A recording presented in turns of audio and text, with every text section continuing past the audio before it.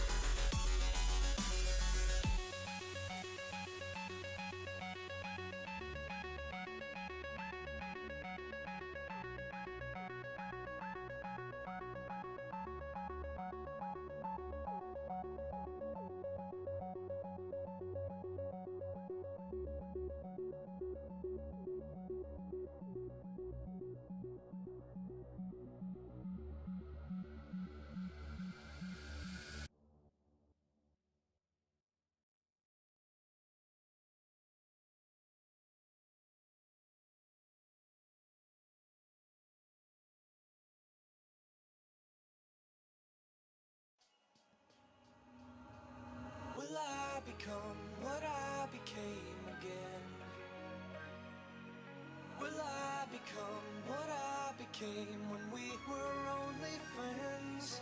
If not, I think I might just write again. 'Cause I remember when you said it's the smartest way if all we stay as friends.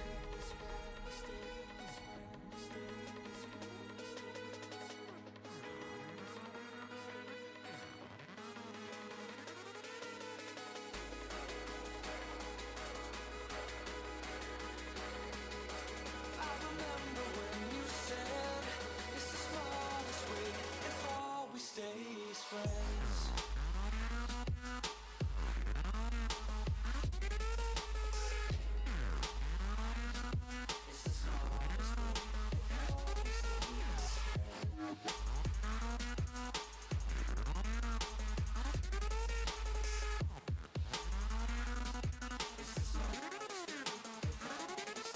Will I become what I became again? Will I? Will I? Will I become what I became when we were only friends? Will I? It's the smartest way if all we stay as friends.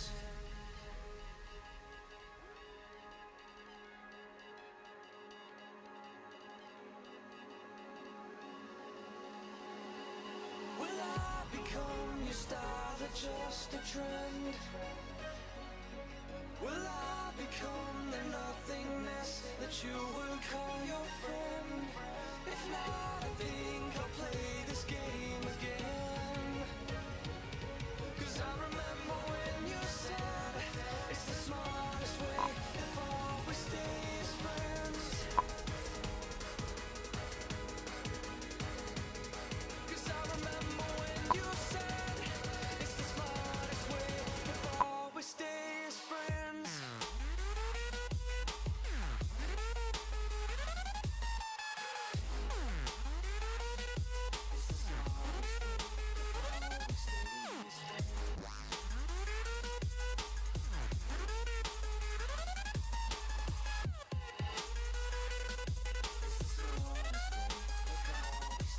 Will I become what I became again? Will I? Will I? Will I? Will I become what I became when we were only friends? Will I? It's the smartest way if all we stay as friends.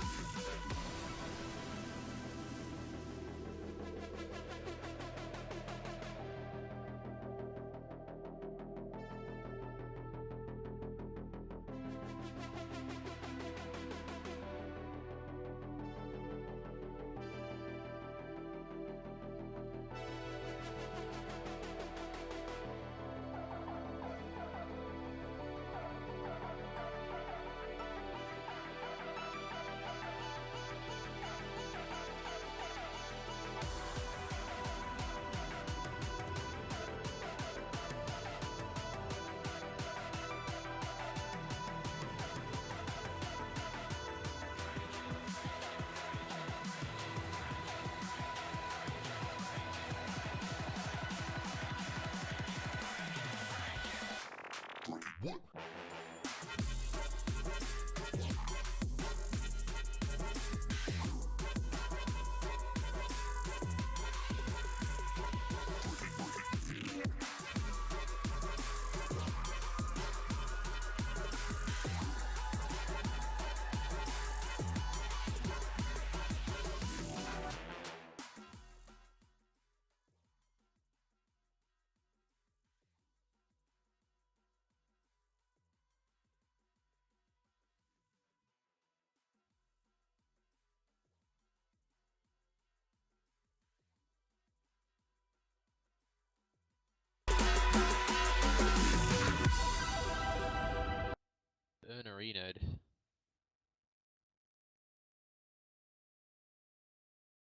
Good evening, Australia and New Zealand Dota fans. I'm wondering be here with Clutch Gaming. Joining me tonight, Smoko. Say hello, Smoko.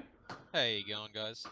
Awesome, and we're going to be casting a CyberGamer ladder match once again. As per the usual lately, we've got Dangerzone V2 versus Passive Aggressive Warriors, respectively number 5 and number 4 on the CyberGamer ladder playing tonight. Should be a good game, Smoko. Any thoughts going into the match? No thoughts yet because I haven't seen these two play so far, and I'm actually really interested to see how this goes because yeah, these guys are ranked fairly high on the ladder. Yeah, definitely, dude. I mean, I also haven't had a chance to see these games, or these guys play any games at the moment. Mostly been seeing like a lot of games at a Tyrant, Legion, Team Aspire, a lot of the really high rated guys. So being able to come a little bit further down the top 10 is going to be super interesting. Yeah, I mean, I've been watching a few things in terms of the Australian Dota meta at the moment, and it's just pretty much the same as the rest of the meta. You know, with the following the majors. So we're expecting to see lots of Bat Riders, lots of Lone Druids. These are my predictions anyway for this game Definitely. already. I actually found it very interesting casting pre and post major. Did you notice that like the meta was a little bit shaky in our region, and then after the meta, it suddenly like solidified very close to Yeah, what everyone else was playing? yeah, I reckon 6.86 is really strange so far. Like, I think teams are still not used to what the actual meta is, and teams are still experimenting with lots of heroes. You know, you see some strange heroes being picked, like, you know, like picks like Enigma and Tidehunter, which are sort of returning, but they're kind of not really first pick material still. And you got things like a Pugna even being picked up sometimes, which is pretty strange to see now. But people still aren't sure about what's actually good and what's not. Definitely. I mean, it's pretty cool to see, and especially a lot of those like old classics coming back. Yeah. Didn't really see Sven much prior to Shanghai, and then suddenly he's just made a huge comeback, being one of the Yeah. most picked up heroes in Shanghai Major, I think. Yeah, I think he's definitely been in the been fairly commonly picked for the last couple of patches now, especially in the pro meta. Pub meta, you don't really see him too much because I guess people are sort of not really. They kind of maybe not don't find him as fun to play, but obviously the teams pick what's good, and Sven is definitely a hero that is very good sometimes. Yeah, definitely. It's going to be really interesting to see how these teams go. I mean, a lot of the meta I've seen recently, at least in the CyberGamer ladder, has been very push orientated or kind of for protect one. So it'll be really cool to see how these teams choose to kind of look into the match. I mean, just looking through their data buffs, I see that there is quite a few major Invoker players in there. So Invoker always a very popular pickup of late, even after the consistent nerfs that he's got. Do you have any particular feelings on Invoker there, Smoko? I think Invoker, I reckon he was definitely. I'd say he was nearly, or maybe even considering to some teams, I'd say he was definitely first pick material for some teams. But now I'd say that he's certainly still viable. But I wouldn't, you know, battle over first pick just to get Invoker. There are, you know, some other heroes out there which do a lot more now and have a lot more, you know, sort of sustain. Invoker doesn't really offer as much now that his Deafening Blast isn't quite what it was.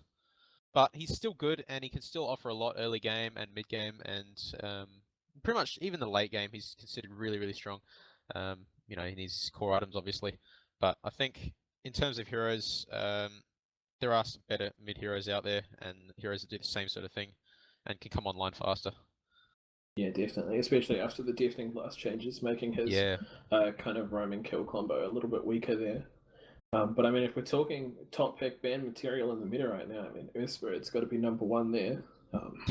So much ability to get people from positioning they never expect, and especially even despite the Ags nerf, he's still seeing a very high ban rate in the Shanghai Mages and plenty of other places. I see him pretty much insta banned along with Lone Druid. Yeah, I remember Spirit was nerfed a lot in when 6.86 came out. I actually can't remember the changes exactly, but you know, some I think it was some cast ranges and some cooldowns were changed, and everyone was you know few people were saying that he's going to be really weak now, but now that he's in captain's mode, he's banned out quite a lot. Yeah, I mean, I wouldn't say he's definitely I can't say that I've seen him being banned like first a lot. There are heroes out there which are really sort of more hotly contested, but some teams really do like the Earth Spirit. Really depends on the team, I guess. I'm not really sure what these guys are going to go for. Yeah, definitely. I mean, looking over at the Shanghai Major, of course, one of the most banned heroes right now. Oh, is it really? Yeah. 55 games he's been banned out. The next closest being Chen at 38. So, Yeah. very heavily banned hero. Right. After 6.86, he did the major nerf that people were worried about. I don't know that anyone was worried about it because I think pretty universally he is hated. Yep. But I did note that his Aghanim Scepter had the range reduced on it to turn someone into a That's remnant right. by a lot, and I think that was a lot of what people were worried about. Is that essentially if he had that, it was like a super force staff, just throw them entirely out of a team fight, or alternatively Yeah. throw them all the way back into your team from huge range. So I mean that was very scary, and I think that the nerf was probably well warranted. But I think teams still very rightfully just afraid of him. He just has such amazing reach. He does. Able to Yeah. essentially go from behind a tier 1 right over to the enemy's tier 1 and Yeah. very Exactly. quickly. And you know, early game teams are like really want to get early game advantages in this current meta, and like Earth Spirit's just so good at roaming around. He's so good at, like, for example, just jumping mid. He can Yeah. easily get in and get out, and you know he can build something like an urn, which brings him online really fast. Mm. And you can pretty much win the mid lane as long as you know how to pressure and know exactly what you're doing. Definitely. He is really good at that.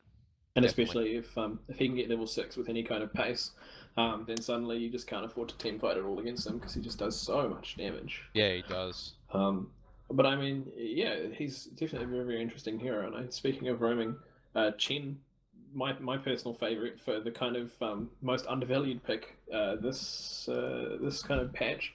A lot of people, I guess, mostly the pub meta doesn't really see the value in him a lot, and partially, I suppose, just such a high micro requirement on him. Yeah. A lot of the pubs just can't really pick him up, but I think a lot of pro players have really seen just how strong he is, especially the current meta is so good for pushing, and the kind of prevalence of global presence is becoming much more. I've noticed, like Invoker, Nature's Prophet, Chen, Zeus, all heroes who have like a lot of presence across the map. So being able to reach out and assist people. Spectre, of course, also another global presence is really big. So being able to move with real serious speed like that can be a really big deal, especially with him able to heal across the map. I mean, any thoughts on Chen's, Marco? Oh, I think Chen is like pretty much like the best. Sort of. He's a really greedy support, but he offers so much, and he doesn't really. He just needs levels to be effective early game, and obviously, if you have a well-protected jungle, you can really quickly get those levels, and you can push so fast. I mean, this is why Enigma's come back as well, because Enigma gets Eidolons, and he pushes really fast, and heroes like Lone Druid, of course, being able to push as well really fast, and that's what the game's all about right now. Just push early aggression. It's being favored a lot more than these late game lineups for sure. Yeah, Which definitely. I think we definitely noticed that. And Chen, I think, is definitely a top tier pick at the moment, and I expect to see a ban at least this game for sure. Definitely, I mean, very fair call. He is just such a strong hero, especially if you have someone who's competent in playing him. Just so much presence, so much push. Oh yeah, And obviously allowing you to get a solo off lane and not having to run, and being able to run a kind of dual lane that is almost a tri lane if Chen decides to gank, and he is such an effective ganker. If he has any kind of CC creep, he just can walk into that lane and do so much work. So definitely a super good hero. Oh, I mean, my favorite creep he can get is Troll Warlord, and once he comes in and the Dark Troll Summoner, that is, and he can just net the hero, and it's just so much damage and so much control. And on top of that, Dark Troll Summoner is such a good creep for him to get, just because he can summon the skeletons along with it, and it just accelerates his jungle so well. So I Yeah, mean, it exactly. is just the cream of the crop for Chen. Obviously, Centre Warner always getting an honourable mention there, just able to come in with some stuns Yeah. and the follow up with the. But if he can have a troll and a Warrunner, so good. Yeah, So exactly. I mean, very, those little very good. skeletons add a little bit more. Just for example, if you're pushing, it's they're pretty weak and stuff, but they definitely add sort of to more targets for the tower to go for, and they just Definitely. tank a lot of hits, and it's just really useful. And And Chen's just such a good hero at that. yeah, and they do a pretty respectable amount of damage too. I mean, not amazing, but slightly more than lane creep, I think. Yeah, So yeah, it is. I think it's yeah. that's all good. I mean, just looking through these heroes, it's not looking through these players rather. On Dota buff, there's nothing super noticeable here. I see one player, really very big fan of Queen of Pain there with almost 600 games played. Ah, right. Do you think we would see Queen of Pain picked up in the current meta for the mid lane there? I think it's possible. Gina Payne's still being picked here and there. I think she's still good. It really depends who you're up against. And if the enemy team has a lot of catch for you, like sort of heroes you get picked up, which are really good against Queen of Pain, are sort of heroes that are good at rotating mid. Heroes are good disables. Like Bane is just a classic example, because he can just fiend script Queen of Pain. She can't get away or anything. You get heroes like Mirana and stuff being picked up as well. Just like really good heroes that can lock down Queen of Pain, and she's just really easy to kill once you can lock her down, obviously, and that's the main thing about her. It's the same with something like a Puck as well. And that's why I think Queen of Pain and Puck are still they're still being picked, especially Puck's made a comeback as well. I think they pretty much fill a very similar role. Those two heroes, both offering a similar skill set as well. Definitely. I'm a huge advocate of Puck. I love Puck. He's one of my favorite heroes of all time. I believe he is your So favorite hero, isn't always, he is in fact my favorite hero of all time. he? Yes. I do love to play some Puck even, and they're just so fantastically enjoyable to play. Especially if you can get a little bit of heat on Puck, you just have so much room to maneuver. Literally room to maneuver. I mean, if you have a blink and the nice the level 4, I think it's 4 points in phase shift now. You need to get the full cooldown off blink. You can just get so far. Yeah. Yeah. He was killer. very, very powerful. I think it was I think it was the Corrupted Cup last season. Puck was one of the main heroes that was used to win the tournament. Wasn't the winning hero, but it was definitely I think actually may have been the winning hero. But that hero is definitely if you have a very skilled player on your team and you're up against a mid hero which doesn't really have anything they can do in lane against you, you can easily snowball off the lane and Definitely. you can get ahead and farm really quickly. Definitely. I mean, Puck, Club. I mean, those are the two heroes that have lasted throughout almost the entire meta. I'd say they've always been such big picks in mid lane. Yeah, except for Puck, he was out of the game from pretty much 6.83 to 6.85. I'd say he was just sort of avoided. Bloodstone got a nerf, and he kind of doesn't go for that anymore anyway. Well, he can. Yeah. I mean, it's not really something you should always avoid, but just lots of things sort of taken away from Puck, and other heroes got better while he was sort of stagnant. And now that he's sort of made a return now, and I think we could. I don't know if we'll see him this game though. He's not first pick material or anything like that, but it is possible, and it's something we should sort of take note. He's a really interesting hero and can offer a lot in terms of certain lineups. Absolutely, definitely. I mean, let's talk supports for a change, though. We've been looking at our carries and our mids and all kinds of different things. Yeah. Definitely the most impactful lanes rather. But looking at the previous games we've seen in CyberGamer, we've seen some fantastic plays from. Sorry, just reading chat real quick. Seen some fantastic plays from supports coming out in the past. I mean, we've seen some really great Jakiros and Rubiks being played. Yeah. Last game I cast actually, I called out a Rubik saying he wouldn't be able to get both the Tidehunter Ravage and the Enigma Black Hole, and he immediately responded by stealing both of them and showing me that Well, he could here get you them. go. So yeah. Yeah. I think Rubik's actually. Well, Rubik is a hero that's sort of picked depending on the enemy lineup all the time, and he's always in the meta because it's all it's really he's not always in the meta, but it's always depends on whoever else comes in. And now that Tidehunter and Enigma, just classic heroes like that, even Naga Siren is a hero which has sort of been picked here and there. I think Rubik And this is all back in TI2 meta. This hero was sort of picked all the time because these are the heroes that he was up against. And I think Rubik is situationally very good, but when he doesn't have anything to steal, he's fairly weak, I'd say. And he's definitely not a hero you always want to have picked up. And I don't really see him too much in the pro games, but he is picked here and there depending on who he's up against, obviously. Yeah, absolutely. I mean, as soon as you have any kind of hero with significant initiation ability, Rubik is always the best answer. I mean, Enigma, Tidehunter, these are heroes who, like you said, have just come back into the meta and do hate seeing a Rubik in any Yeah. way possible. I mean, it's just as long as Rubik manages to stay out of any ultimates that come in, you have to constantly fear the fact that ultimate's going to be thrown back at you. Yeah. And I think that that kind of team fight heavy, with big initiations, that sort of style of game is coming back into popularity a lot lately, Yeah, especially it with has. just the general increase to gold that players get for everything. I mean, I think over the last few patches, creep gold has been increased, gold per minute's been increased, tower It gold's been has. increased, and of course the delightful comeback mechanic, which everyone likes to throw around for both Yeah. positive and negative reasons. So, but Yeah. yeah, No, I it's can very interesting. understand that. I think Enigma's definitely come back as a top tier pick now because he offers really good push early on, and he offers what we're looking for in terms of team fights. And I don't know, I've seen him quite a lot actually, a lot more than I expected. Now that the jungle creep's been changed and Yeah. these sorts of things.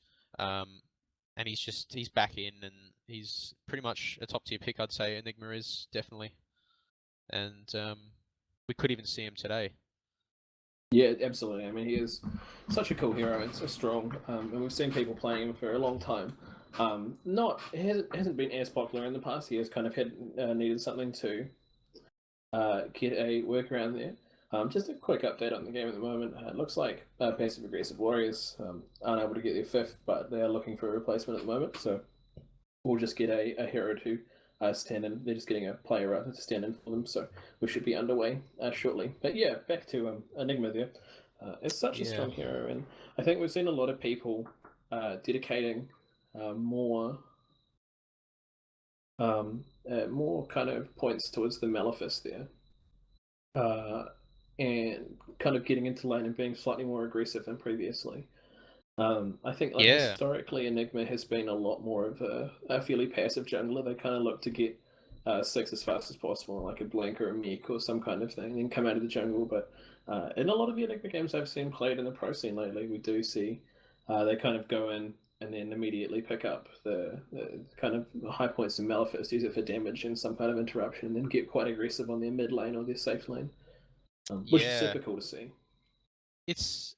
I mean, it's sort of hard to analyze exactly why that's happening, but another thing I like to sort of think about is now that the offlane has been buffed on both the Radiant and the Die, you have that new camp now. Lots of heroes can sort of take that role now, and if you get heroes like, like Beastmaster or sort of heroes with no escape, you can pretty much, sort of gank in with Enigma. You have Eidolons to block, you have Malefice damage, which is really big.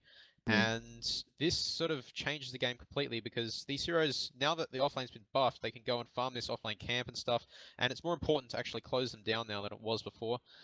Um, and on top of that, carries that come online quicker are being picked up more often, and it all adds up, and it's really good to just get an early advantage now, especially with the offlane being buffed now. So I think the early aggression from Enigma sort of just reflects the meta, and I think it's really important for Enigmas to do that. And this is Yeah, the problem definitely. with sort of pub games. People don't like to do that. They like to passively sit in the jungle and come out 60 minutes later with their farm, Yeah, absolutely. To which a is destroyed annoying. ancient. Yeah, exactly. For sure. I mean, and I think a big thing also that gets constantly underestimated about the offlane jungle camp is the huge impact it has for every jungle hero as well. Like even beyond Enigma, like Enchantress, Chen, if they decide to get into your jungle, which is very common, especially in competitive play, and we've seen it in CyberGamer before too, where they just get into your jungle, they put down sentries or observers in your jungle, they block your camps. It's suddenly very, very difficult to farm for you. But with this offlane camp, which is very difficult to block, Especially because often the bottom road's been contested and you don't want to walk into a bunch of heroes while you try and block the offlane. Yep. Exactly. Then it guarantees at least one creep camp for your Enigma, your Chena, your Enchantress. I think it's much bigger for Chena Enchantress, especially because they can get the creep off it, and then they can go and do an aggressive jungle in the opponent's jungle and help the offlane out, which could be very, very strong. And even if it doesn't go as well, it can be a great save from the awkwardness there. But it does look like we are going into the game now. Going to be passive aggressive warriors versus Dangerzone V2. We'll be back with you guys in just a second for the draft.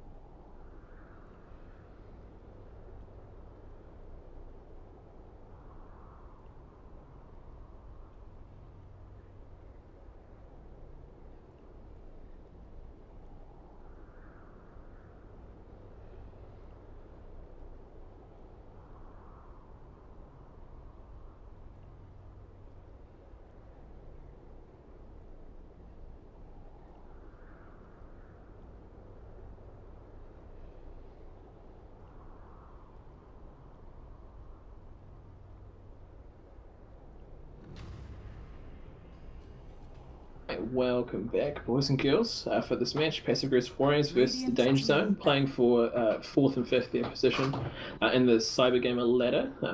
Once again, Wandering Bear here with Clutch Gaming, and with me here, Smoko, looking into this draft and about to see whether or not any of our pre-game banter was correct, Smoko. You were calling the Chen ban. I'd like to see a Chen ban too. Yeah, I was definitely calling either a ban or a pick on Shen. Most likely a ban, I think. You know, still not every team likes to run him. But my bet is that Lone Druid will be banned within the first 2 bans for each team. I definitely think Lone Druid's going to be out of there. And it's strange Enchantress. Could certainly agree with that. Yeah, we have seen a lot of Enchantress bans in CyberGamer lately. I'm not sure why. Maybe there's one particular team that's been running Enchantress to great effect and dominating everyone. I have heard about an offlane Enchantress recently, because you have that offlane camp and you can grab creeps off it and then flit around and do all sorts, but I'm not sure that it would be particularly effective. Obviously, the counter ban from Dangerzone there being Earth Spirit, the flavor ban. Yeah, no, I think Enchantress is really strong this meta. She's been picked up a lot, and I think the statistics show that it's way more popular to send her in the offlane than it is to actually put her in the jungle. Alliance have been running it really successfully recently. In the offlane, Arcade's been playing Enchantress a lot and doing really well in lots of games. She's a very strong hero at the moment, and typically picks up Dragonlance quite a lot. There's Lone Druid. Yeah, I mean, Dragonlance is super good. Yep, there you go. The second ban Lone Druid. Everyone loves to ban Lone Druid. He is such a safe offlaner now. I mean, with the Savage Roar, if they go in on you, you just rule them away. You have such fantastic ability to guarantee your own farm and safety. And I mean, the role of an offlane player, first and foremost, is always and has always been to just not die. Farm comes secondary to that. You just want to kind of leech XP and not die. But Lone Druid able to do the not dying part with extreme finesse and then go ahead and actually get farms. So certainly understand why he's being banned out there with the follow up and being on the OD. Another flavor of the patch kind of ban here. OD's super strong after the buffs. Any thoughts on OD, Smoko? We'll talk about Lone Druid after, but I really think the OD ban is sort of completely fair enough. He is really hard to stop in a lot of cases. He is very good at snowballing. He offers a lot in team fights, and he offers a lot of damage really early on. He doesn't, need to buy things that boost his damage. It's pure damage, and there's not a lot you can do to stop that. And he also has very good catch for lots of heroes, very good setup, and he works well with lots of heroes that like to roam mid, for example, and Earth Spirit, but we're not missing any of those, so that's good, I guess. But Definitely, we're going to see. Yeah, Witch Doctor getting picked up. Pretty standard pick, really. We have seen him picked up a lot with Void lately, which is a super cool combo. But I mean, yeah, nothing super surprising with the Witch Doctor. Follow-up pick's going to be Bane and Invoker. Both, again, pretty popular picks in the meta at the moment. Invoker, like we talked about before, just a pretty strong hero, able to bring a lot to a team fight, even after the nerfs. And still a pretty strong laner, and Bane just so much CC. I mean, yeah, able to essentially take 3 heroes out of a fight if he wants to. I don't think. I don't think the Dangerzone will be picking up a Chen now. There's a Witch Doctor sort of stunning all his creeps and all kinds of things. I don't think we'll expect to see the Chen now. I mean, it's sort of passive aggressive warriors could go for it, but I really like the Bane pick in most situations, especially against a Void. You sit outside of his chrono and you can just lock him down. And I really like the Vengeful Spirit ban as well. I really like that. You can't swap in and out of the chrono now. Yeah, and Void being picked up with that Witch Doctor, like we said, it's such an ability to put out damage by just using the chrono Death Ward combo. They can't do anything, and the Death Ward has such great range. Once you've casted out your range, then it has its own attack range.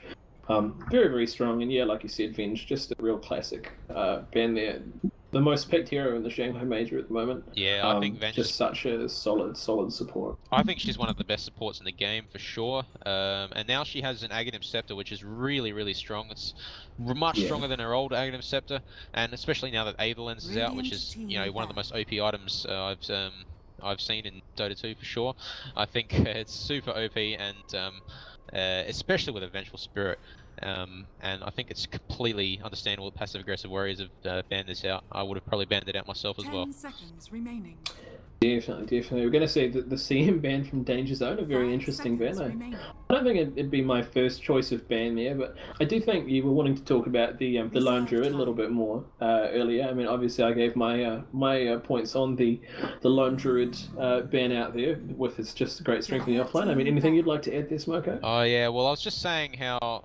I mean, it's sort of hard to tell what these guys are going to go with their lineups, but Lone Druid is super good at pushing. And like, you put him in the off lane, and as soon as the enemy safe lane rotates to the jungle or something like that, you literally just rabid, and you're hitting huge amounts of damage on the tower. And it's just, he's such a frustrating hero to play against. He's got global presence. He farms very quickly, and he's really good at pushing, really good at just surviving in the lane. And I appreciate in pub games when people don't pick Lone Druid on the enemy team, because I usually lose against Lone Druids. And It's understandable why he's been banned out here, and it's interesting to see the Spectre ban as well. 10 seconds remaining. Lone Druid, another favourite hero of mine. Doesn't quite beat out Puck because I just love playing Puck, but definitely falls into the category of having a beer, and I do love beers, so that's fantastic. A funny story about Lone Druid. When I first started playing Dota, I played a lot of Lone Druid, and I thought Rabid was passive. So I one day I won all of these games with Lone Druid and never using Rabid, and one day I realized I could use Rabid and immediately started winning more games. Just a great experience for me. That's good. I haven't played that hero since 2013, but yeah, he was really good fun to play, and I probably should play him again because he's really strong. He is great fun to play in, especially just with the constant buffs. And obviously, getting a Radiance on the bear is just so hilarious to do. Send the bear around and go Yeah. for wanders, farm the jungle for you, do whatever it wants. And especially the addition of his eggs too is just a hilarious change there. I mean, I'm not sure how strong it is. I think it's a very, very late game pickup at any rate. And there's still possibly better options. Is a fascinating Radiant addition. team pick. In the meantime, though, well, we've been reminiscing there. Sven and Spectre getting banned out, two pretty popular carries at the moment. Sven, like we talked about in the pre-game, been picked up a lot lately. Super aggressive, very strong carry, and like you talked about with Lone Druid, he's very capable of pushing. Yeah, for sure, Spectre, for sure. though, yeah, Spectre on kind of the other end of the spectrum there, just likes to farm up a lot, but able to come to kind of all the fights with her global ult 10 there, and seconds remaining. is able to just kind of farm safely, doing whatever she wants, and then pop into fights to get 5 kills. seconds Can snowball out remaining. of control real quick, especially with the increased amount of gold.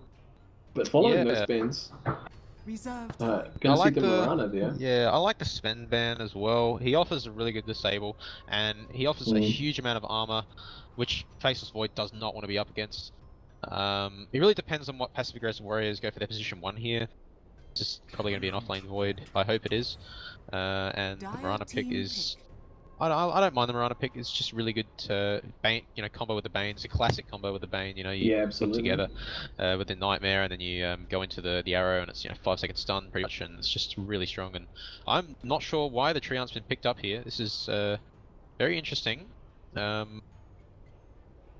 We'll probably Yeah, I understand mean, why Treant, when yeah, as the Treant's draft goes on. a strong hero, but 10 seconds remaining.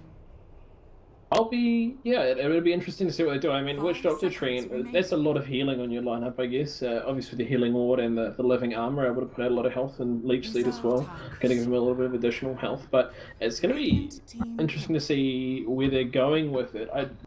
I'm unsure how they want to use the living armor, and it's almost been immediately countered because in any team fight they're going to have a Darkseer with an Iron Shell, or a carry with an Iron Shell, or someone with an Iron Shell on them, and it's going to Yeah. tick down that living armor real quick. So, an interesting pickup so early in their drafting, and an interesting pickup overall as well. I'd guess they're probably looking to get maybe a slightly squishier carry, 10 seconds but remaining. to kind of forecast that choice so early. 5 It's a little bit seconds dangerous, remaining. and Yeah. I don't know what else they're looking to do with it. Maybe it's just a personal favorite. I played a lot of Tree for a while, Reserve time. and I know that he is just a generically cool hero, especially if you can get that Aghanims, especially if you play him like a more greedy support. He Yeah. can provide so much vision, but I feel like picking him up if you're going for the Aghanims in combination with the Witch Doctor there might be pushing your luck a little bit. I mean, Witch Doctor, a hero who also kind of wants to be greedy and get his Aghanims fast, especially if you're comboing it with a Faceless Void. I mean, having the eggs on him so he can bounce it through multiple Faceless Void, multiple targets that Faceless Void manages to chrono. I think it'll be difficult for Treant Protector to sort of get farm this game, especially now that especially when they've got a Witch Doctor who, with the Faceless Void, obviously, yes, does want to farm with an Aghanim Scepter, and Treant's going to be missing out a lot of farm. I mean, they still haven't picked their carry either. Treant Protector probably may not be going, maybe very optimistic about getting an Aghanim Scepter. He might just be picked for some other reason that we need to realize, I guess. We haven't really understood why this pick has been made as of yet. Yeah, he offers a decent single target slow. But the living armor blocks a lot of damage instances, which is countered a lot by Darkseer. It's countered by Invoker. I'm not 100% sure what the reason is yet, but we'll have to see. With Paralyzing Cask and the slow from Leech Seed, plus Treant does hit quite hard. I mean, I think he's one of the highest base damages in the game. He is, yeah. Then maybe we're going to see a very, very aggressive tri-lane, or maybe an aggressive, or maybe just a very aggressive safe lane. I mean, if you put him together with kind of another decent damage hero in the early game, you could be a pretty scary tri-lane there, and then send the Faceless Void either to a safe off lane or or just a normal off lane.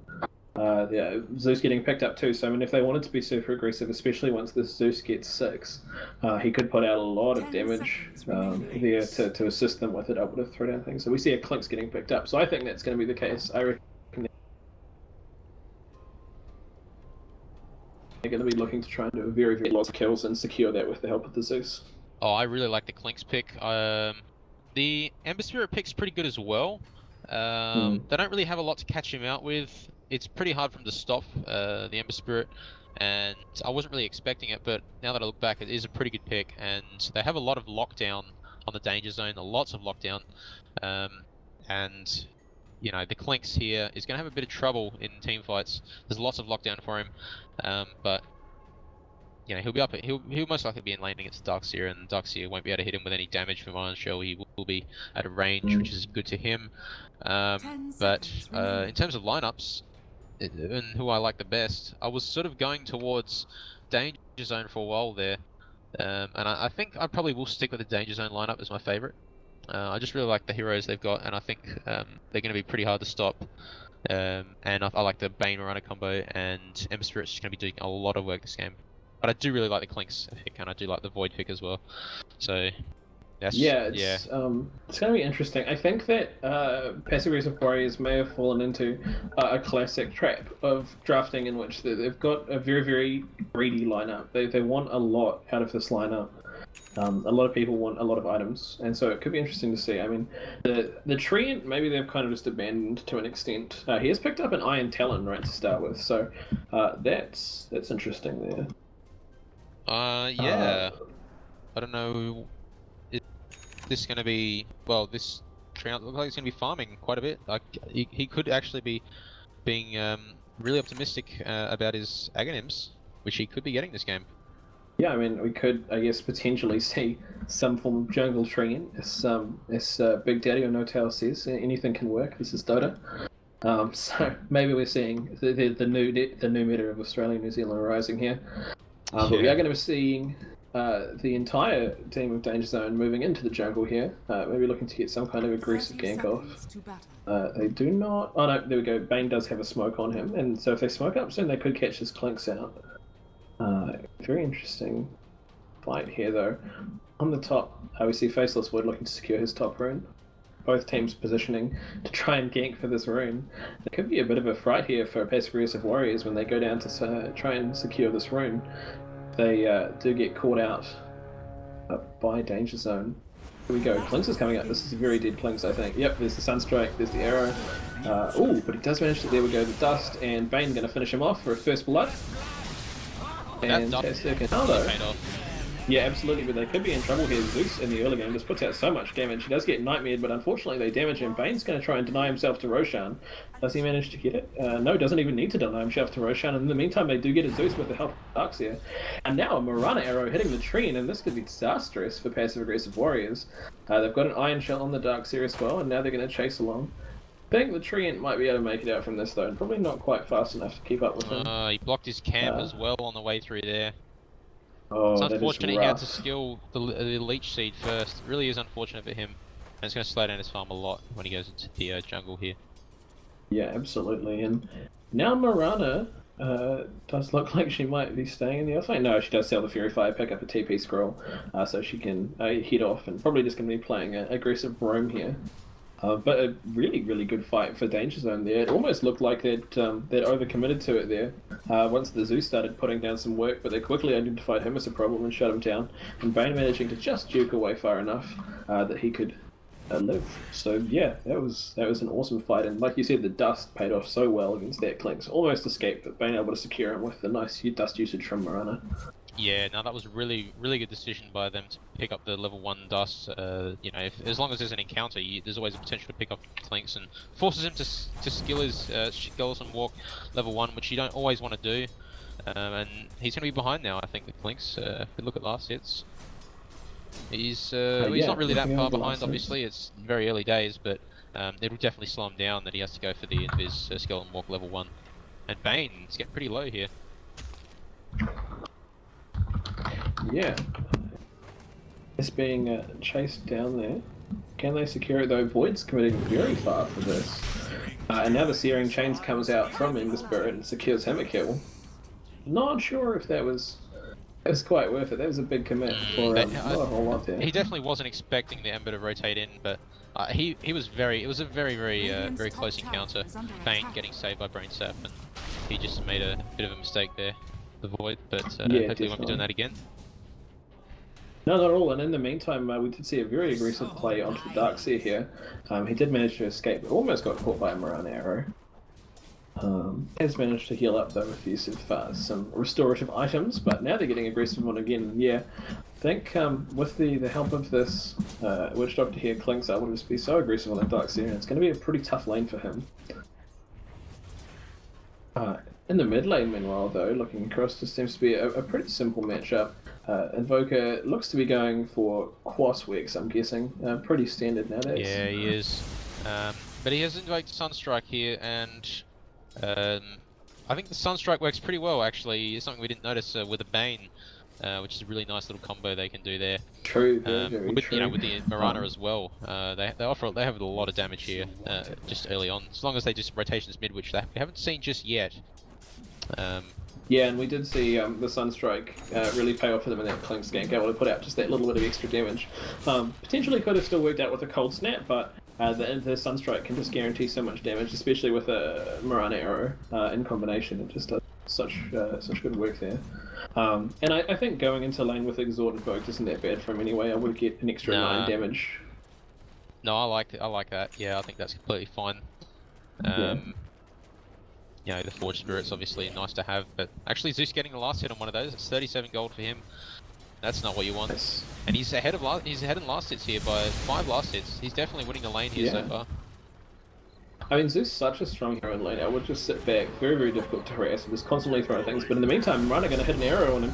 Now Invoker's coming in, Faceless Void grabs the bounty rune, but now Zeus is putting out huge damage on this Marana. She is, both of them rather, slowed by the time dilation. There we go. Yeah. Yep. Slightly blanking on Void's new skill for a second there, but yeah, an awesome engagement there, working out really well for them despite the fact that Zeus looked to be in trouble being hit by the Marana arrow, and then they started to go down on him, but Void with great positioning came down there, secured a bounty rune, and forced them back, so that was great for him. Yeah, actually Marana picked up a kill here. Picking up a kill on the bot lane, did miss that. This is exactly what you want out of Marana pick.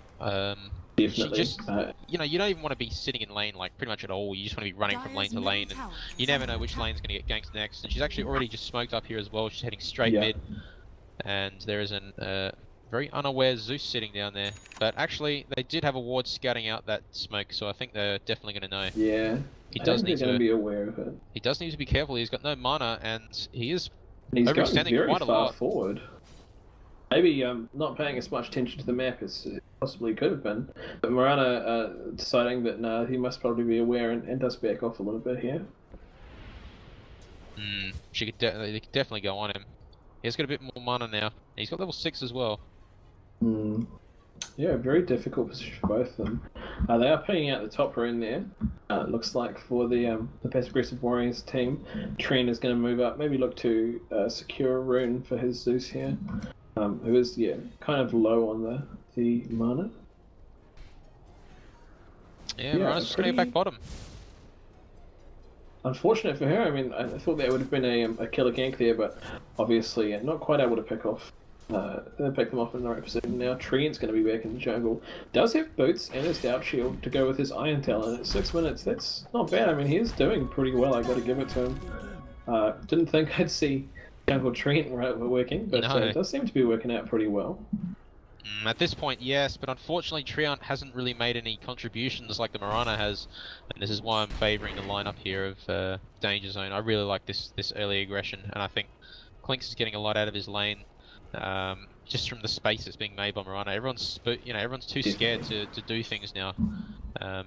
Actually, no, I'm getting confused here. Klinks is actually doing fairly well in lane when he should be. But I think they definitely need to start acting on this Klinks. And they could easily go and pick up Treant. Stopping him. And that being said, I mean, looking over at the net worth here, we see that Invoker is still doing pretty well in lane too, despite the fact that Zeus has been doing a lot against him. If we look over at the net worth, he is 300 ahead and has now overtaken Zeus' last hits. So yeah. A big swing there. I mean, maybe Zeus, knowing that Marana was in the area, decided to play a little bit more passively, and so we do see the kind of psychological effects of that sort of thing. But now it looks like Invoker's going to get ganked in the middle lane as Tree and Witch Doctor move in, Wall Smoke, Paralyzing Cast, Lightning Bolt comes down, and Void comes too with a time dilation and a Leech Seed. Going to secure it to the Witch Doctor there. That cost a lot. That gank was costing a lot, and actually Mirana getting a return kill. Yeah, She did get a return kill. absolutely. She does manage to get the treant protector there, so I think that was a big overcommit from passive aggressive warriors there. Yeah, I And think now the Bane also spending a smoke to come down as well, so I really would think that sort of went the way of Dangerzone in a way. Even though the mid hero died, it was just like all they had to do was rotate the Mirana in. They got a return kill straight away. And this is a farming yeah. Treant we're talking about, who's just been slowed down again. 2 deaths now, and his net worth's pretty low, and he does have an Iron Talon, which will help him catch up. But I really just do like how the trades are going here for Dangerzone already. Yeah, absolutely. I mean, it's definitely going in their favor right now. Looks like Bane going to be securing this arcane rune for the Mirana. No, he just takes it. Not interested in securing it for the Mirana. Wants those low cooldown nightmares. Yeah, I really like that Bane took that one. I think he definitely should take. And maybe to catch. No, we see the time walk. I thought he might be trying to catch the void there, and was very close to doing so. But go. No, that would have been a pretty optimistic gank, and actually Clink's getting a kill down bot. Yeah, managing to secure a kill on Duxia. That's a little bit disastrous for Dangerzone there. I mean, that really shouldn't be happening, especially with a Duxia who's such a safe hero. And a Clinks who doesn't really have a lot of ability to shut him down. Probably got assist from the Witch Doctor there, but even then a paralyzing cask isn't exactly the scariest thing. Yeah, no, I think Clinks is one of those heroes that's really good at getting a kill as soon as he gets to level 6. He does have Death Pact, he gets a lot of damage. Yeah. You know, I can't see jungle creeps at the moment, but I think he must have got a very nice creep. And yeah, on the mid lane though, you're going to see them going in there. They do manage to take, it's a 3-man gang from both sides, taking the Invoker down. Void manages to time-lapse out there. Time walk out. But they're going to try and chase him down. He is going to have to walk through an enemy lane. Anyway, it does look like he is able to do so, and it moves into position to support just in case. They do see a Bane coming around though, and Witch Doctor has eyes on him along with the Flames. So they look to kill here. Darkseer getting very aggressive there, not aware that there's quite a few heroes in this lane right now. And Void now taking the opportunity to get a bit of farm. Mirana almost caught out by the Clinks there, does turn the strafe. She does disjoin his arrow there, so that could have been disastrous if she just wasn't kind of leap there. Absolutely, but Invoker immediately putting a tornado down, and they're going to combo it beautifully into an arrow. That was amazing. And now they're going to chase down. I mean, that's a kill on the Void there. Very problematic for Passive Warriors, but they're going to turn it around now. A Paralyzing Cask in the combination with the Zeus combo, and the Clink's coming in, going to shut him down. Darkseer drops a Wall of Replica, but it's not going to be enough. He surges himself away, but the Clink's arrow is doing so much damage. It's really hard with it. He used Death Pact like on that creep wave. Then as soon as they took down the Invoker, he just Death Pacted quickly, and used that against the Invoker and finished him off. I really like that play there, and I like how he's gone for a medallion here. It just scales really well with his skills, and especially this lineup, all these heroes they've got, he can definitely buff himself up. He can use the medallion on whoever's in the Void Chrono. I really like that. I think that's definitely a good pickup. I mean, Clinks is looking horrifying right now. With that Death Pact up, he was hitting for 140 damage, which is a lot of damage against heroes who have at the moment kind of between 700 to 1200 health. It's big damage coming out from him when you can get strafed down and just do so many hits. Yeah, I think Clink's a scary hero.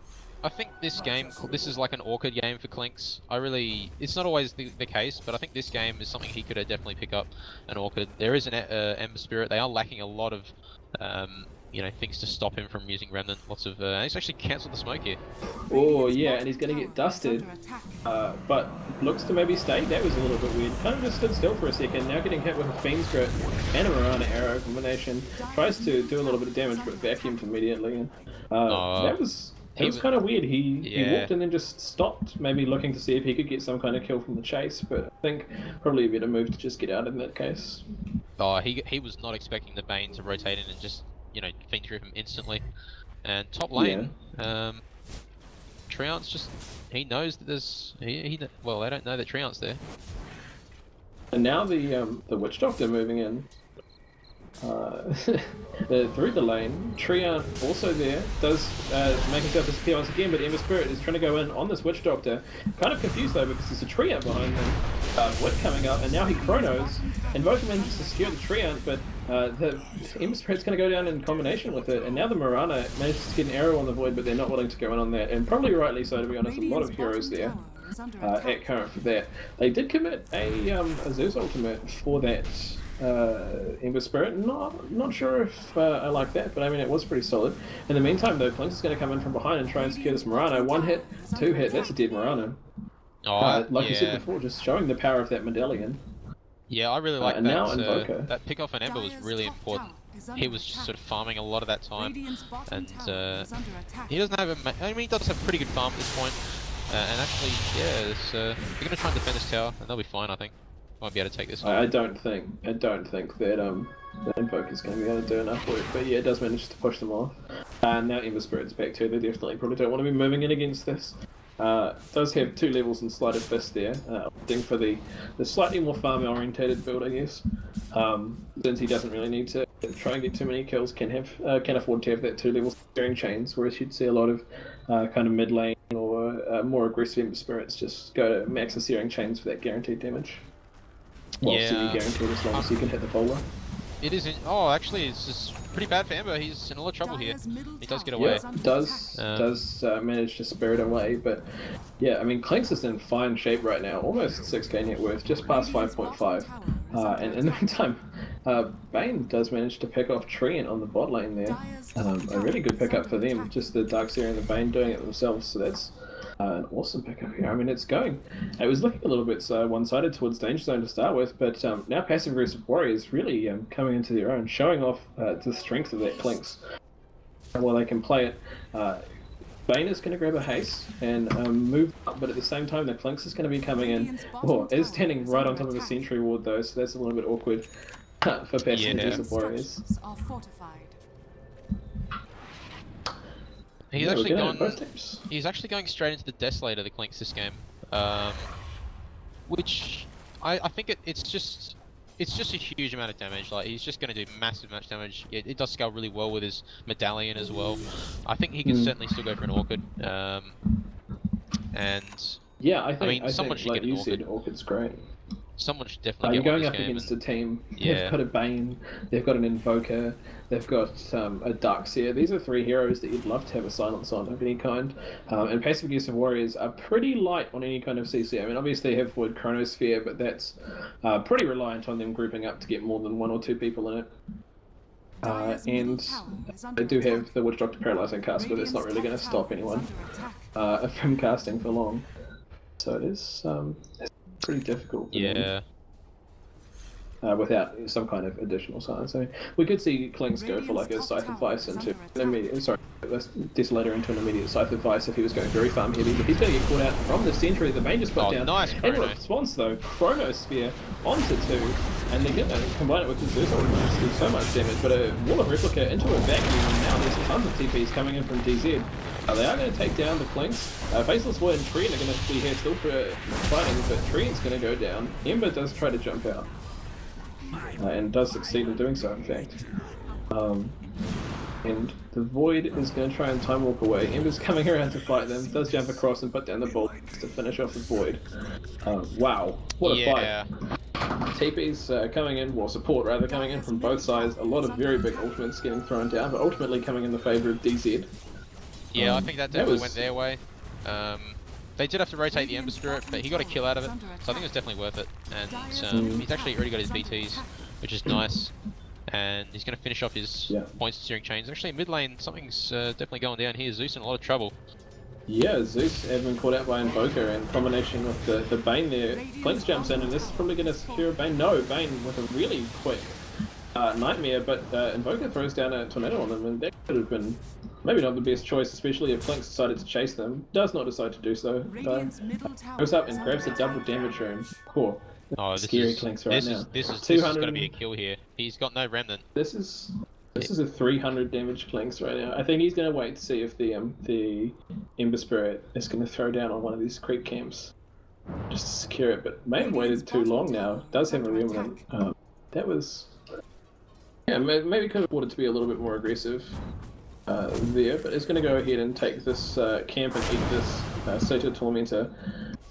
to get an even bigger damage boost, and now wants to go down on the Ember Spirit, but he has a, yep, there we go, has the Remnant now, immediately jumps out. Clink's not even revealing himself.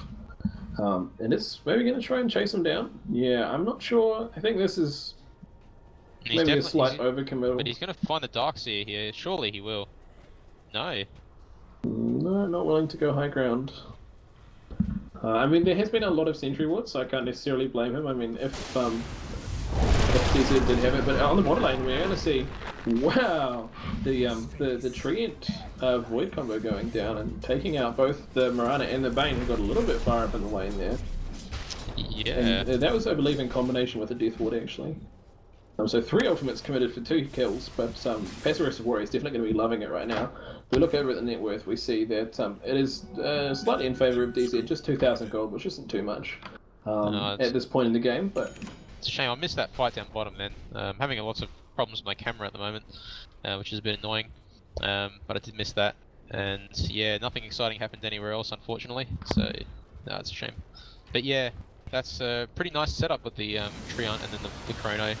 Just allows you to sort of be a lot more accurate with your Chronosphere. Definitely, and I mean, on top of that, is able to just kind of lock down such a huge amount of space. If you have both the Overgrowth and the Chrono in combination with the Death Ward, I mean, you can shut down such a big chunk of like a lane or the jungle or anything. Yeah, if exactly. you don't overlap them, and then put a Death Ward right in the middle, and it's going to have a great time. Especially if it goes for an eggs. Does not look like Witch Doctor is going for the eggs, just has an arcane boots there. And a Sage's Mask, maybe looking to move towards an urn? I think that's, yeah, he's getting an urn. There's, if you look at the courier, he's got his urn on there. I think that's pretty good. I mean, I'd definitely say it would either be him or even the Void could have picked up the urn, but I think it's completely fair enough that the Witch Doctor got one. And yeah, I mean, I would have loved to see the Jungle Tree picking up an urn since it's such a classic item for him. But yeah, I'm not sure how the Jungle Tree's been working. Unfortunately, he's very low on net worth compared to just the roaming support, the Mirana, Dangerzone. But they are 5 kills ahead, and actually this is a really nice initiation. But the Void with the great Chrono response, but Ember Spirit already has that thing. This is going to be terrible though. Oh, almost catches them with the Death Ward. And now Zeus throwing out a lot of damage as he arrives. But a big wall of Replica is going to be straight with the Darkseer. He's right in the middle of them, has the Mirana ulting on him, but more Zeus damage coming out. Void caught out with the Bane Fiend script. And now they're going to trade the Void and the Treant for the Darkseer. Can they continue to get anything else? Zeus not willing to commit. Clinks though, he's getting right in there and trying to do some work. Out of mana though from the EMP of the Invoker. And they're going to be forced to back.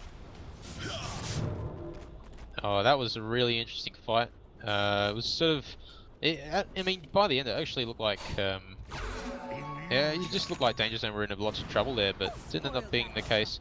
And I think the problem with the Witch Doctor is that I think that skipping out on that Maledict, even just 1 point, typically we are seeing lots of that are sort of avoiding Maledict now, but I think the Maledict would killed the Spirit and actually got away there.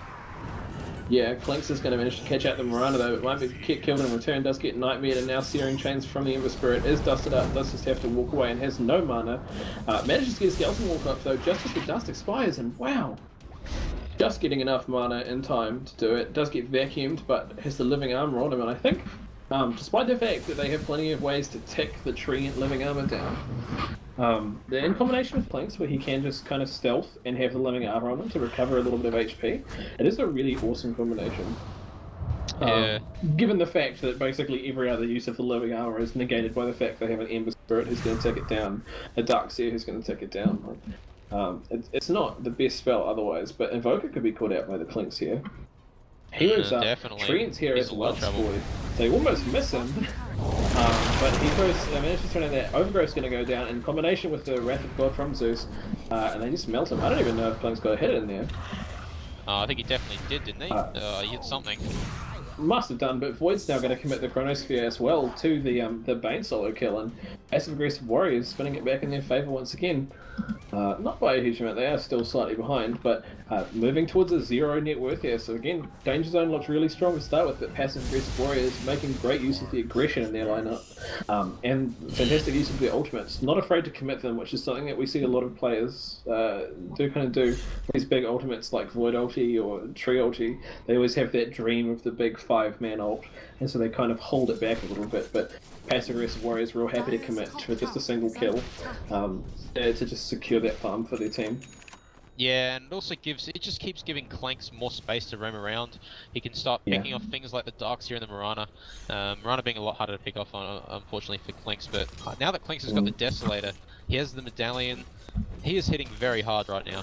And this is the time, this is the point in the game where Clanks starts to really come online now, and he's just gonna, he's gonna be very hard to stop. And he's already heading top lane. This could be, just gonna slow down Ember Spirit quite a lot. He's gonna have to ram them back. And he's going to miss out on that whole creep wave. I think this is about the time that I honestly would love to see DZ go ahead, take Roast with a massive amount of minus armor they have, and then start pushing a tower. I think that's what they're probably going to do if they win the next fight. They're definitely going to go for that Roshan. Like they can get tier 1 mid, which is really low. They can take that down and get straight for Roshan, and they'll be uncontested. Roshan won't last long at all. Yeah, Clank's going to go ahead and eat a Hellbear Clapper up the top there, throwing himself that addition damage, and he's going to move in. He could catch the Ember Spirit here.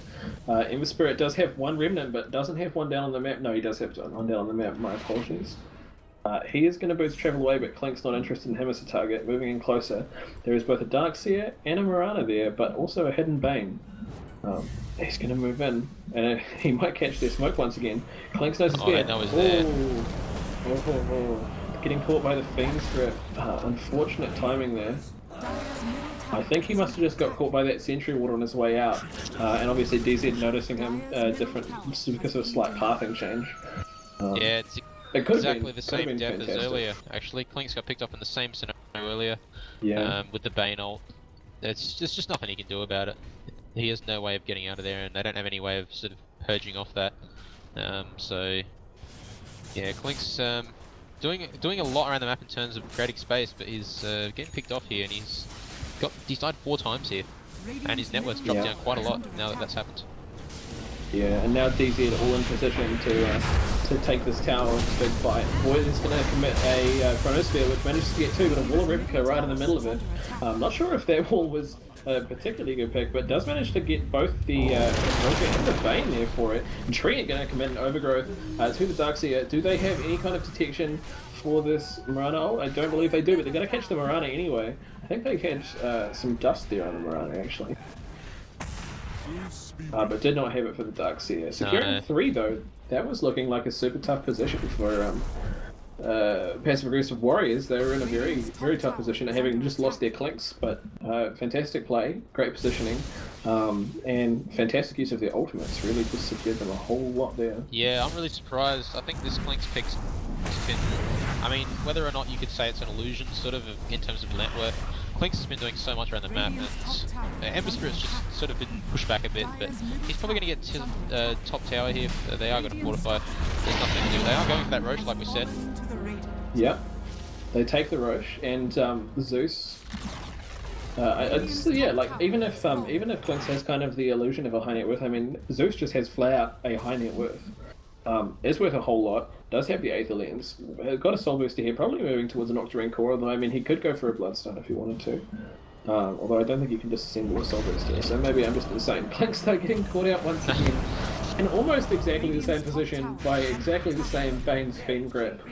And burning in Aegis there, I don't even think they can really position to help. Void is going to take the invisibility room, but doesn't have a Chronosphere, I don't believe. No, not for another 15 seconds. Clinks no longer dusted up. The Darkseer is going to blink for... Yeah, it does have a blink dagger there to combo with his Guardian Greaves. They're very farmed Darkseer. Oh yeah, he got that one there before 20 minutes. It's been he's just got the blink recently as well, so he is going to be very active now. And which is exactly what you want. Drown Protector, they know he's there. Yep, and there goes the arrow, but I don't think they got a dust on. No, they did get a dust on him. Now the Darkseid's going to get in there with him and 1v1 it, but it's not going to be enough. They do manage to just get the tree in, but the Darkseid's going to go down to the Death Ward. Invoker now getting potentially killed. Nope, they know they can't catch him up. Mirana Arrow's going to come back and it's going to secure the escape of the Bane. Meanwhile, Ember Spirit's just going to cut creeps on that lane. Jump out if you can. Gonna whack the tower, but now there is a big, scary Clinks stomping through the forest towards him. Knows where the remnant is now, so here we go. He hits him once. Can he get another one though? Stealth up once again. Now the dust and the Ember Spirit jumping and then immediately using the Birds of Travel. Really good. No, it was good play by him, and he's actually finished his Battle Fury up now. He's going to be doing a lot. He's going to be hurting quite a bit in these team fights, and this is the sort of lineups we're expecting everyone to be clumped together. He's definitely clumping together lineups from in this game, so I think the Battle Fury is really nice, and he's going to be farming a lot now. He needs that Battle Fury because he is behind. Absolutely. Well, I mean, it's going to be interesting here. I mean, Ember now basically the king of split pushing with that Battle Fury, able to just trump through lanes so fast. And Boost of Travel on top of that, and the Fire Remnant. I mean, he can just get around so fast. And Invoker also, I mean, a great split pusher, able to make great use of Ghost Walk and Forge Spirits. So it's going to be really tough for Passive Warriors here. They're going to need to try and get picks of their own, but I think they're going to catch out the Clinks here. It does look like they will. Bane, though, putting down a Sentry will immediately, in combination with the Fiend's Grip, Darkseid coming in, Mirana comboing the arrow, and then just calling down a Starfall there to finish him off. And this Clinks, I mean, he's done so well, but just constantly getting picked out. Fantastic play from DZ, just being so aware of the fact there's a Clinks in the game. Bane gets a little bit too aggressive, taking some lessons there from the Clinks, and gets blown up. Invoker, we do see, has an Orchid now, and a Ghost Scepter to try and avoid that Clinks. Time Dilation going down from the Void, and they're looking to catch this. Big spells from Zeus there, but the Chronosphere goes down in combination with the Death Ward. Looks like it's just out of range of the Darkseid, but did do a little bit of work. On the Invoker, Ember Spirit's going to almost get caught there, but jumps back immediately, and Mirana throws down an ult, but they lose 3. The Bane lost slightly before that fight, and then obviously the Darkseid and the Invoker caught out by a Void Chronosphere Death Ward combo. And I mean, that Zeus is doing a lot of damage. Yeah, does he's have the Octarine Core up now. He does have the Octarine Core. And I think it's unfortunate for the Witch Doctor there, his Death Ward was cancelled by the Chronosphere, which never used to be the case a long time ago. You could always have it inside there, I'm pretty sure, inside the Chronosphere, to my understanding. Yeah. And now it was cancelled there, so that's a lot of missed out damage, but still going the way. Well, I mean, Dangerzone were quite far ahead earlier, but they're falling back. They've actually lost all their mid towers here. Yeah, and it has gone, looking over at the net worth, 3,000 gold lead over to PAW. I mean, this Zeus doing work for them, able to secure so many kills, putting out such a huge amount of damage. If we look at just hero levels here, we see that Zeus is level 17 to the level 15 is for the 3 cores of Dangerzone, and then level 16 on both Void and Clinks.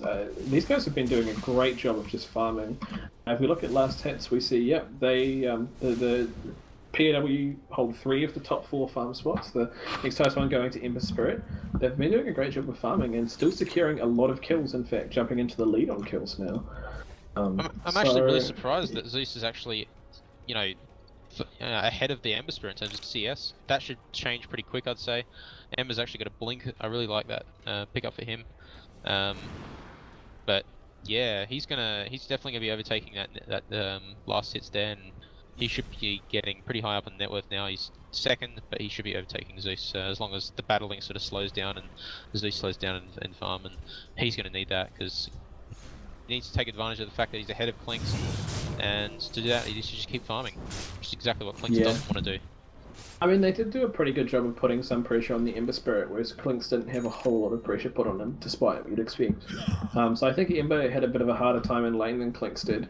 And I mean, his Battle Fury didn't come online until about 25 minutes, though he did get a faster boost of travel, which is great for him, but I mean, his CS really starts to pick up once he Battle Fury come online. Now though, Void going through, Zeus going through. They know that the Invoker is there in Ghost Warp, and now they're going to be trying to retreat. They are going to throw in a Chronosphere though, and that's going to reveal the Invoker. They don't even need any kind of detection. Ducksphere is going to try and vacuum them back, but he's caught inside the trees. Surges himself and not to do anything. And they're going to secure the Mirana as well. The Spirit comes in, throws down some Searing Chains, but it isn't interested in doing anything about that. Overgrowth onto the Bane. He's going to throw down a Nightmare in response on the tree, but Bane is going to go down as well. That was a really good chrono. That chrono was really good, and that was a fantastic that's the one of the commitment. fight, I'd say. Definitely. Yeah. The Greaves was really nice there, and it's sort of it was unfortunate that he was sort of late to the fight there, and he may have been able to help out the Invoker, but you know, they have a medallion on the Clinks. They have so much here that it's just pretty much whoever gets caught in that chrono has got a very low chance of getting out. You know, they have Zeus, they have all kinds of forms of damage, and I like this. I definitely like the Void pick. Yeah, and we see starting game. I think it's one of the best picks. Yeah, I mean the Void has done so much work for them this game. Clink's definitely putting out a huge amount of damage, but I've got to say, so far for me, Void MVP. But Ember Spirit showing us why exactly he's gone Boots of Travel in combination with the Battle Fury there. He shows it immediately, just going to split push that lane.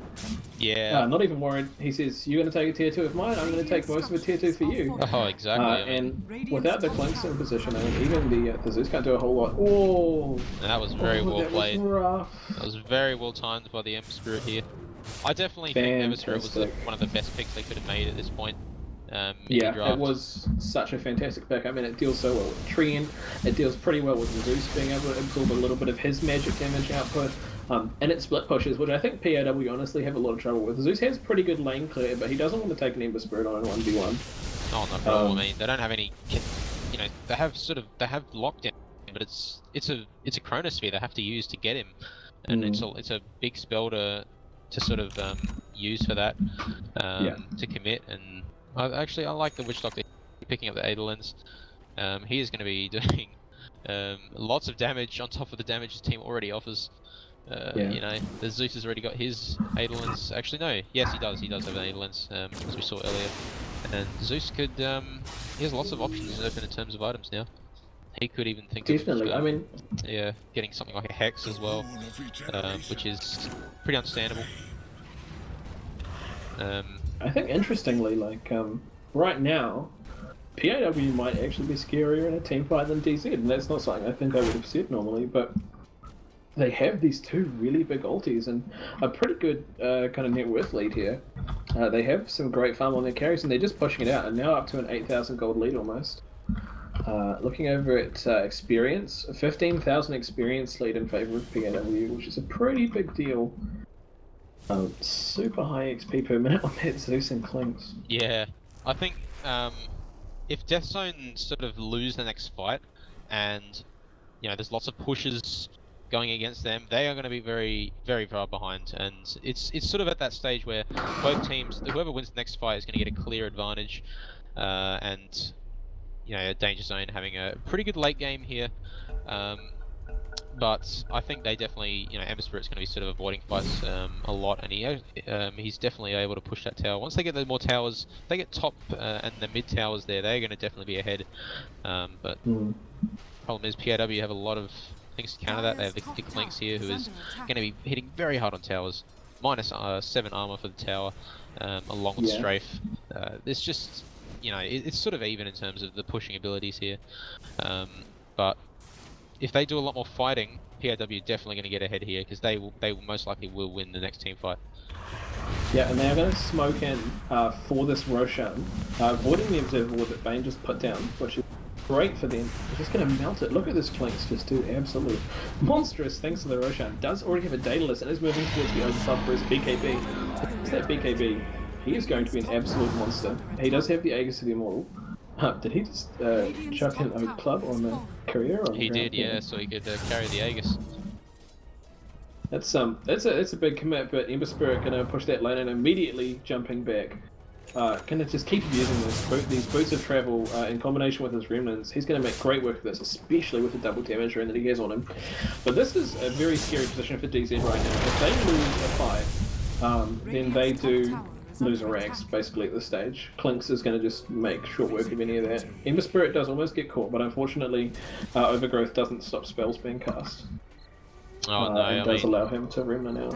Dangerzone do have buybacks available. Invoker not having a buyback, but they can defend against the push for the high ground, but it's going to be very costly to them. And with this Aegis, they can definitely get a pick off here.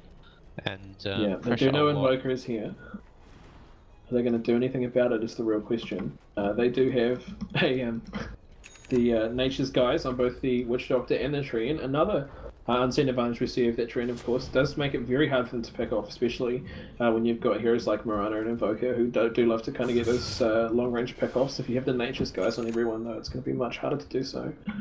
Ember Spirit is going to be in the jungle looking around, taking their farm. Yeah. It's going to be... Yeah, he's in a tough position, but now the Treant could potentially get caught out here. They do throw the arrow, but they don't let it go through. The Chronosphere committed to the Ember Sphere, but they're going to throw down the Mirana ult, but it's not going to work through the Chronosphere. Can they finish it off? Zeus does secure it, and they committed Death Ward to it too. Maybe a little bit of overkill, since obviously Zeus ult was going to secure that pretty well. That's a big But now kill. they all are forced to... Yeah, that's huge. Especially because that's a lot of their counter push right now. Yeah, and they've Mirana's going to TP back to base, and they're going to. It looks like they're going to look to push the spot lane. In the meantime, Bane is going to look to try and push out the mid lane. Let's have to be very careful here. Blink's going to go ahead and eat a lane creep, I believe. Well, Void takes his side, and now he's going to just farm this wave up. I mean, Not sure if they're going to commit to this right here. Bane is going to get caught out with the help of both the Void and the Zeus going back. Does have the time dilation slow on him, and then an immediate bash. On a hit that's going to I think force him Bane to sit down. regretted being in that position there. He was a little bit out of position, it seems. And it looks Yeah, like he's I mean, getting I agree with I agree with the intention here there of pushing out the mid lane to try and force them away from their barracks, but I think that maybe we went just a little bit too far for that one. Oh, definitely, for sure. But This now with a blink and an ultimate orb, do you think we're going to be seeing a Linken's here, or potentially instead a refresher? Well, typically it'd be a refresher orb. In terms of Linken's though, I think this is a really good Linken's game. You have the Bane, you have the Mirana, not the Mirana, but you have Invoker. The Invoker, yeah. And I think it's fair enough if he wants to go for that. And he definitely Especially with the Invoker having an Orchid Malevolence as well. I really don't want to get that on you as Zeus, and I believe Linken's blocks Orchid. Yes, it definitely does. Yeah, cool. Yeah, and they don't really have a lot to waste on the Linken's. You know, they don't have 4 staffs or anything like that, so they can't really sort of waste it. But that was an interesting kill there on Bane. Got caught out there. Void gonna commit the Void's gonna commit the Chronosphere now. Now it looks like it's Bane's turn to kind of get caught out of position multiple times after catching the Clink so many times. Oh, I can just imagine what Dangerzone are thinking. They didn't get that Venge pick. Honestly, it would be a very different situation here. I think if they had the Venge, but they are going to be very unhappy with that. They're going to vacuum Clinks up, but he is able to escape. They did also commit an Orchid to that too, so 10 seconds on the Orchid if they want to make some kind of aggression here. They are short of Bane, who offers a lot of their CC right now, so it could be a very difficult push here. And it looks like PAW kind of content to siege. While they're sieging, looking over though at the net worth, PAW up to 12k net worth, almost 13k net worth lead, and over a 20k XP lead, so really big leads for them right now. I can definitely see wanting to siege. They don't want to overstay their welcome, but this siege is not going to be too bad. Witch Doctor is in position with the Nature's Guys there, along with the Void who's looking to get any kind of jump. The Mirana manages to scout out the Witch Doctor, mostly accidentally there, but a Nightmare onto the Clink's going to get passed over to the Zeus, and he's going to just start wailing on this tower, but Ember Spirit's back, throws down some bowlers. Has this just gone too far up? Does get the Enfeeble on him, but it's not going to do too much against him. There's such a high amount of damage on him at the moment. He backs away and gets healed up by this massive amount of healing. And I guess, another reason to pick up this tree Witch Doctor here. I mean, they can siege for days right now, no matter how much they try and poke. I mean, Zeus has a horrifying amount of poke. And they have 2 heroes who can return HP to them. Void is now Nature's Guys under this tree, waiting to look at it. And it looks like it's going to be a long siege, but they're not going to win this. No, this is going to be pretty static here. And they baited out the fort though. That was a really unfortunate man. They're actually going to go and now Whoa, almost a Chrono on 3, but only getting a Chrono on 2. They commit the Death Ward onto the Mirage. She does get hit with the Bane Nightmare to stop her getting affected by that, but Zeus is having none of that. Chain Lightning immediately, and 4 go down. Wow. Alright, that is very strongly in favour I was of not expecting that. PW. Ember No, though, I could mean, be that caught was out a- here. He's Big. yeah, he's definitely gonna be. He's gonna get away from this. I actually Doesn't yeah. have a long range spirit, and now Void's going to chase him with a lapse. He is slowed right down by the time dilation, and they do secure him. Blade. I think- I was thinking myself that the Void should definitely get a Diffusal Blade, and especially against an Ember, and he actually did go for it, which is pretty game changing at this point. Yeah. And now that he's dead, this is looking pretty bad for Dangerzone. I was definitely putting my bets on Dangerzone this game. And I But, mean, in combination with the time dilation slow too, that diffusal time dilation combo is going to be a lot of slow. it's a lot of stuff. But yeah, now we see exactly what I was talking about before. I mean, once they win any kind of team fight, this Clanks can just make absolute destructively short work of their entire base, and does immediately show us that case by just wiping It's GG. everything out. And it's a GG from PAW, sorry, from Danger Zone. Game goes in favour of PAW. Maybe not the favourite pick, but boy did they show us a fantastic game. We'll be back in just a second for the post-game analysis. Alright, see you then. God bless. Oh, now that's a health plan.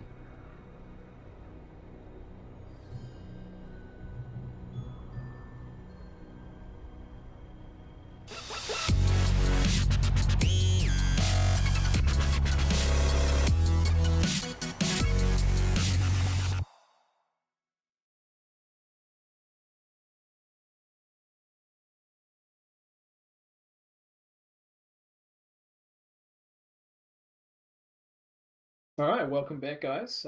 What a fantastic match, Smoker. I mean, wow, Yeah. definitely. I was on your side there. I was thinking that Danger Zone looking in a much stronger position to start with, but passive aggressive Warriors showing us an absolutely dominating performance. Oh, that was just a really good game. That was yeah, a very good game. I definitely wasn't expecting that turnaround. It was just sort of those couple of, there was like 2 team fights in a row where they kind of lost, and it was most of the time it was on the Radiant side anyway. And Danger Zone just not creating enough space for Ember Spirit. Was Klink's got a really good start to the game. Yeah, Clinks had an amazing start. And he was getting picked off a couple of times, but it wasn't really changing anything because as soon as he came back, it was just like something else would happen. You know, they were losing towers. Danger Zone were losing lots of towers as sort of backlash for the death of Klinks. And they were doing really, really like big rotations that costed PAW a lot. And I think Void was just definitely the MVP that game. Definitely, Void just had such huge ults. Such huge ults constantly, and I mean, I think that the unsung hero of that match too, even though the Treant Protector was a very odd pick and didn't really do a lot of work. I mean, he had a very, very low net worth, but just having his ult present all of the time to just help them secure those kills where they couldn't through the chrono or pre-position the chrono for the Void, or anything like that was a real boon for them. Yeah, I definitely think just the really good ability of the Witch Doctor just doing lots of stuff early game. Like, they were pretty much outclassed by the Danger Zone in terms of their roaming supports, but they just didn't they didn't take advantage of the early game, and Invoker had a really hard time mid, and Zeus just able to snowball in a way, like just getting really good items. He was inflicting lots of damage early on, and I think that it's just PAW took really good advantage of their skills and had really good item choices as well. I definitely think the Witch Doctor and Void went some really good items. Definitely with that Diffusal Blade, which was a bit late, but I think if he went to that Diffusal Blade before the Moon Shard, that was really important pick. Yeah, definitely. I mean, that was just fantastic. Just some of the highest tier of New Zealand, Australia Dota, to be honest. That was just a killer match to watch. So neck and neck the whole game, and a big congratulations to PAW for taking that match. Danger Zone also doing fantastically. I mean, they showed us a great game. Ember Spirit played his heart out, split pushing so much. I think potentially just needed to come to those fights a little bit more often and be a little bit more careful about how he engaged. Ultimately, PAW showing us that aggressive kind of combination of Faceless Void, Witch Doctor, Klinks Just the constant pickoffs everywhere. They couldn't leave their base without having support, and that cost them quite a few times. And Clinks obviously knew the value of that, having been picked off a few times himself. Oh yeah, I got to give that was another big shout yeah. out too to the supports there on Dangerzone. Constantly able to pick off the Clinks. They caught him on the weirdest things. They caught him unluckily on a smoke. That was very unlucky for the Clinks, but they caught him in the same place a few times, both on just kind of feeling with the dust, and I think kind of getting blocked a couple of times, or just really well placed sentry wards. They did a great job of shutting down the aggression the Clinks could have had, and unfortunately, he was just able to have so much space elsewhere and do so much work. Yeah, it was a really good Clinks game. It was a very good Clinks pickup. I think the pick worked really well. Even in the picking stage, we were saying how good it was because they just have so much they just have so many ways of holding together the lineup of Dangerzone. He can easily inflict so much damage, and he got a really good start.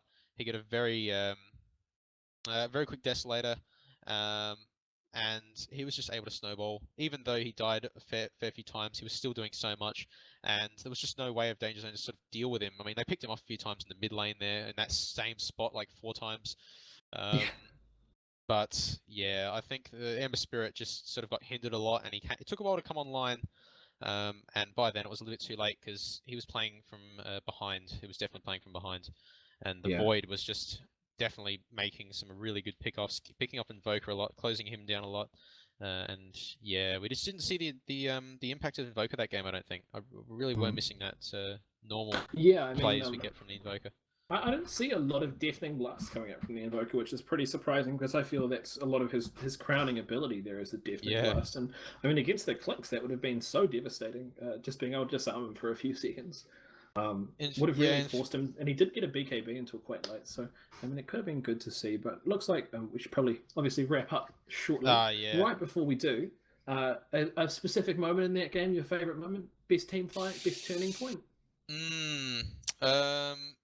Oh, look, I can't. I'm gonna have to say just Ember Spirit, just really, really good remnants and dodging endless amounts of chronos. He was just you know, right at the neck and the clutch moment, as I should say, the clutch moment, and just getting out of there right at that right time. And it was just really good to see that because it was just that was something you don't always get to see.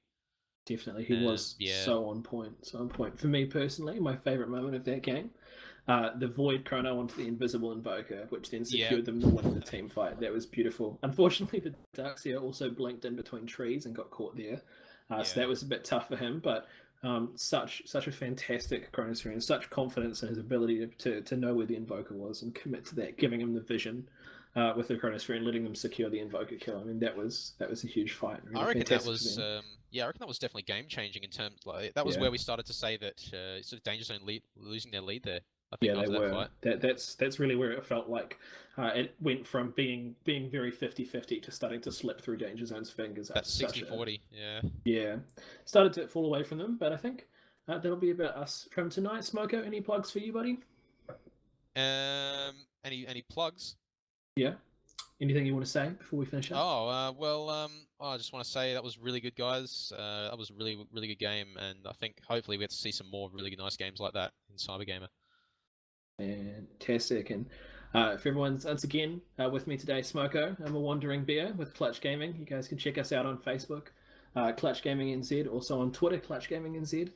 Check out our website, clutchgaming.co.nz, if you want to request a cast. We have a form there, or if you'd like us to cast your tournaments, we also have a form for that, so be in touch. We'd love to cast your games. But from all of us here, you guys have a great night. Thanks for having me. See you later.